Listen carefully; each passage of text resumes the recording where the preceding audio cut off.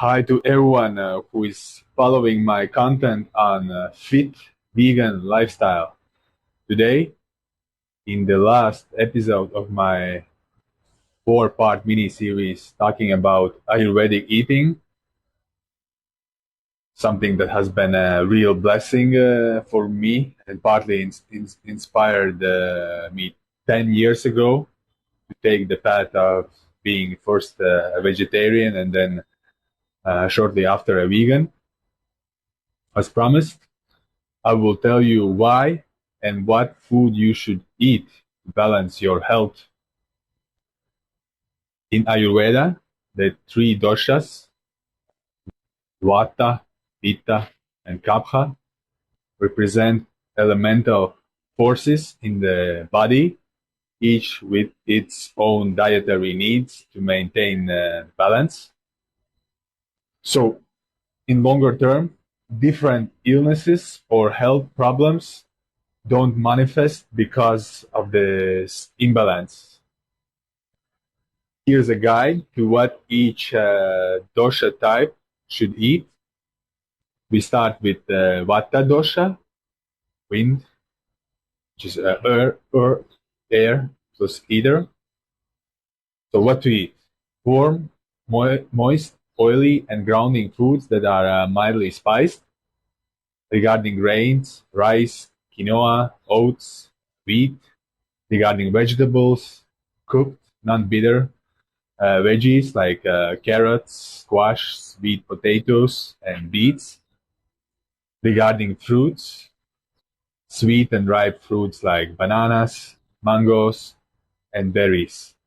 Avoid dry fruits unless soaked. Regarding proteins, warm soups with lentils, mung beans, and tofu. Favor nuts and seeds, especially soaked almonds. Regarding spices, cinnamon, ginger, cumin, fennel, and turmeric. Regarding oils, sesame oil, olive oil, and ghee, which is, of course, maybe controversial as it is not entirely vegan. What to avoid for Vata, air plus ether dosha?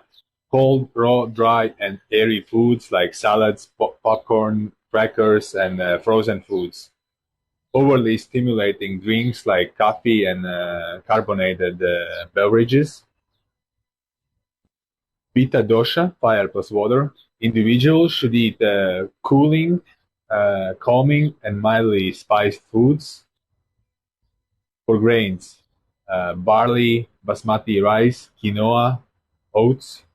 For vegetables, leafy greens, asparagus, cucumbers, zucchini, and broccoli. Favor cooling veggies. For fruits, sweet fruits like melons, apples, pears, and pomegranates. Avoid sour fruits like citrus. For proteins, legumes, and tofu. For spices, cooling spices like coriander, fennel, mint, and turmeric. For oils, coconut oil and sunflower oil.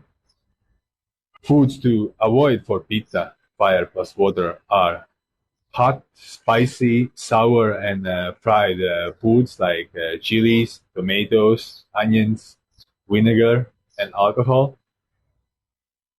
Overly salty and acidic foods. Kapha dosha, earth plus water individuals should eat light, dry, warming, and stimulating foods. For grains, barley, rye, buckwheat, and quinoa. Limit rice and wheat. For vegetables, bitter and pungent veggies like spinach, kale, broccoli, cauliflower, and radishes. Favor cooked but not overly mushy veggies. For fruits, astringent and light fruits like apples, pears, and pomegranates. Avoid overly sweet and heavy fruits like bananas and mangoes. For proteins, lentils and beans. For dairy, tricky question, especially beneficial for Kapha dosha people to go vegan because dairy makes people overweight. For spices, ginger, black pepper, mustard seeds, turmeric, and cayenne. For oils, mustard oil and flaxseed oil. Foods to avoid for Kapha, orthos water dosha. Heavy, oily, sweet, and cold foods like fried foods, dairy, nuts, and sugar. Avoid excessive salt, sugar, and cold beverages. Please note that this is a very broad description of what foods each dosha should eat. If you want to know more in detail about it all, please research it online, or if you would like to be coached by me on this or other topics I have covered, feel free to contact me. Nevertheless, it is also important to note that by choosing your food, take into account things like seasonal adjustments, adjust your diet based on the season, meaning eat lighter in summer for pitta, grounding foods in winter for vata. Also, mindful eating. Eat at regular times and focus on your meal to support digestion. Also, remember about balance. Everyone has a unique balance of doshas. So blend dietary recommendations if you are dual doshic or tridoshic. Also, very importantly, in Ayurveda, the time between meals depends on your individual digestion and dosha type, but as a general guideline, meals should be spaced 4 to 6 hours apart. This allows sufficient time for the previous meal to be fully digested before introducing new food into the system. Here's a breakdown of it. First, why the 4 6 hour gap? Ayurvedic texts emphasize waiting until your previous meal has been fully digested to avoid ama, which is toxins caused by undigested food. Eating too soon can overload the digestive fire, agni, leading to indigestion or sluggishness. Factors influencing meal timing are dosha type, vata, bin, digestion is irregular, so smaller, more frequent meals, 3 4 hours apart may be needed if hunger strikes. Pitta, strong digestion benefits from regular meals spaced about 5 hours apart. Kapha, slower digestion means longer gaps, up to 6 hours between meals work better. Kapha types may even thrive on just 2 main meals a day. Meal size. Larger meals take longer to digest, so a longer interval is required.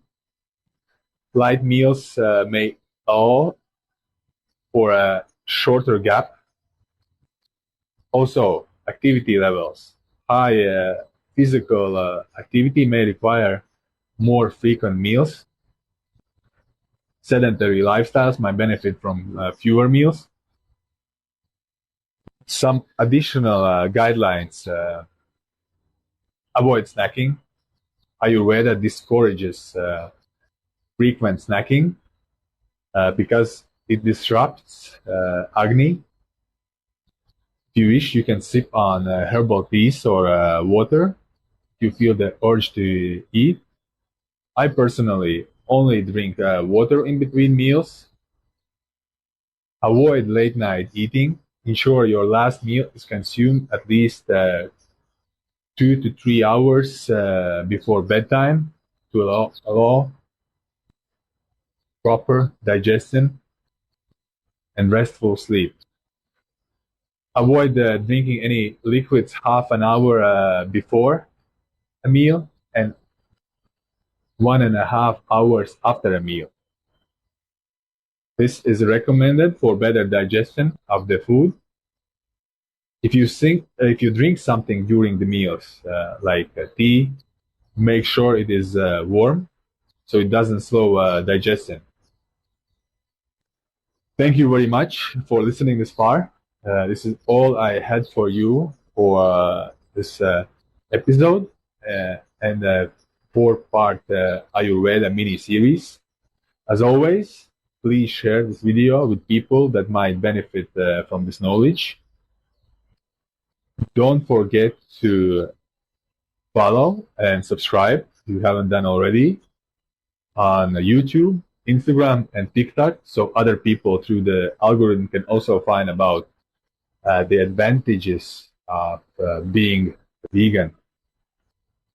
See you in the next episodes. All the best.